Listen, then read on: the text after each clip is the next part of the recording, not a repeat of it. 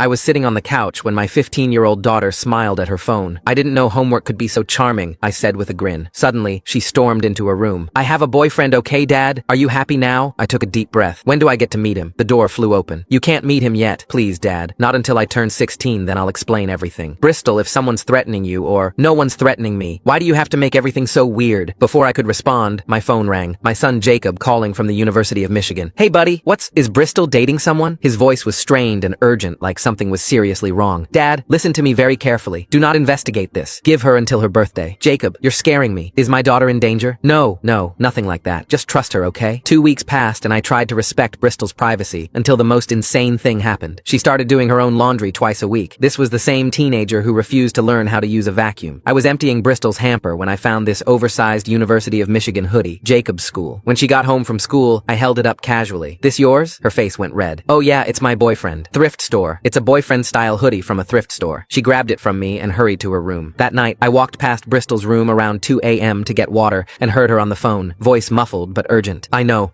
but I can't keep doing this. The lying is killing me. A pause. My dad will kill us when he finds out who you are. You know he will. The next morning, Bristol came down the next morning wearing a turtleneck in the summer. New fashion choice? I asked. Just trying something different. But when she reached for orange juice, the turtleneck shifted, and I saw her frantically adjust it to cover it. She saw me looking and practically ran back to her room. I decided to wait until Mother's Day to confront them. We always visited his mom's grave together. Sorry, Dad. I have a huge project due on Monday. It's Mother's Day, Jacob. I know. I'm sorry. An hour later, Bristol announced she couldn't come either because she was sleeping over at Ashley's. When I called Ashley's mom to confirm, she sounded confused but said yes, Bristol could come over. The pattern became undeniable after that. Every time Jacob mentioned coming home, Bristol had plans. Every time she wasn't home, he was too busy to call. That night, I confronted her gently. Before I could get a word out, she screamed, "Why can't you just trust me?" She stormed off. But the worst part was 2 days later. Bristol came home with her hair chopped short. Her beautiful long hair she'd been lathering with castor oil since middle school. My boyfriend likes it better this way, she said, running her fingers through it self-consciously. The college savings withdrawals were the final straw. $300 transferred to her checking account, and all the charges showed up near Jacob's campus. When I asked, she claimed it was for SAT prep, but couldn't look me in the eye. That's how I spent Mother's Day driving to Michigan. Jacob's apartment was off campus. I knocked, my heart pounding. Jacob opened the door, and his face went white. Dad, we need to talk about Bristol. That's when I heard her voice from inside. Is that the pizza? Standing behind him was Bristol in a slinky bathrobe, barely covering her body in messy makeup. We all stood there in silence. Dad, Jacob started. Remember, this is legal. Bristol isn't your biological daughter, Jacob said quietly. She's your wife's daughter. We're not related by blood. We're step-siblings. I stared at him in shock. Jacob, she's 15. You're a sophomore in college. We fell in love, Bristol said through tears. We couldn't fight it. Plus, I'm 16 soon. I stopped listening after that and swung my fist at my own son, knocking him to the ground. Full story on channel. Link below.